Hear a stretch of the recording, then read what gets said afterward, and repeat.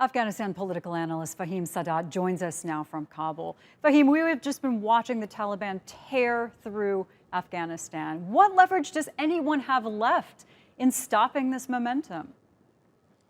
Well, the situation overall in Afghanistan is precarious and it is uncertain. On the one hand, you have the Taliban with their strategic momentum and are hugely capitalizing over the security vacuum that has been created at the last stages of the US withdrawal.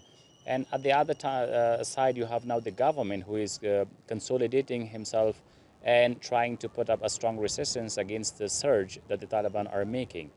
The overall situation is precarious, and also the humanitarian crisis is growing as we have almost 18 million people in dire situation which needs humanitarian help. And as the government spokesperson said, recently 13 million people have been harmed. Particularly the situation is very tense in Kandahar, where you have 22,000 people replaced in the past 1 month. So people are expecting a further surge in the violence because presumably the Taliban would strike large urban centers and are really really looking into the government defenses and the capacity of the government if it will be able to protect the population now. So the Taliban would love to see President Ghani out. They've indicated, though, that if elections are held, that choosing this new government could be a political solution. But that's been the big problem here. Finding something that's acceptable to everyone has been impossible. Well, this is a demand which is made from the Taliban, and I don't think it is very realistic at the moment because President Ghani has clearly mentioned that he will only leave the power once there is a mechanism of power transfer through election. So he is not willing to step down at the moment, and I believe the Taliban will have no option but to negotiate with the same government that they don't want to negotiate with, and because whatsoever it is, this government still represents the people, and it is somehow an elected government.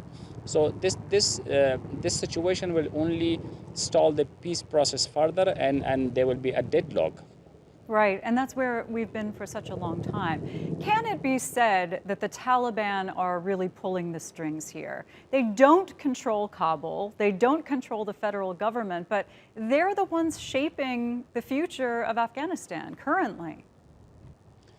That is far away to say at the moment. I believe the Taliban's battlefield gains were largely because of the government's strategic retreat, and their battlefield gains is also largely because there was a security vacuum where the government was not immediately prepared for defenses.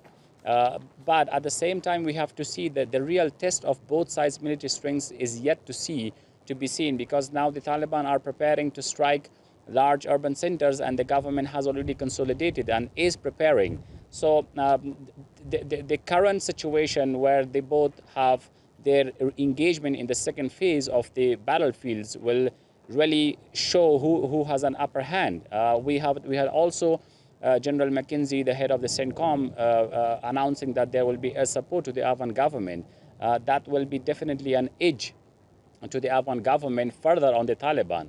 Yeah, it is an ominous thing to wait for. Thanks, Fahim.